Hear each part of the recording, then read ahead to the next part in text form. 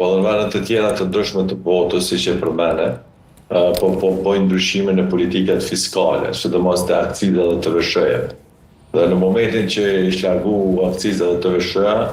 do thënë çmimi i naftës nuk ishte prodhu inflacion, apo rritet kosti i jetesës. Në momentin që kemi një ndryshim në politikat globale, kjo varësisht për kërkesës dhe ofertës në tregun e bursave ndërkombëtar të çmimit të naftës, dhe problemeve gjeopolitike kuptohet, ndikon drejt për drejt tek Kosova, sepse spari ne jemi të varur drejt për drejt nga importi.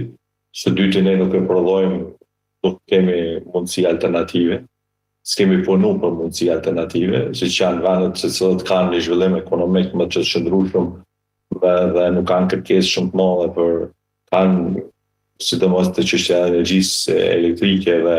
se të cilët shtete po kanë përdorur naftën si produkt për prodhimin e energjisë elektrike, kanë bërë alternativa të ndryshme, nuk kanë shumë varësi. Kosova nuk e ka bërë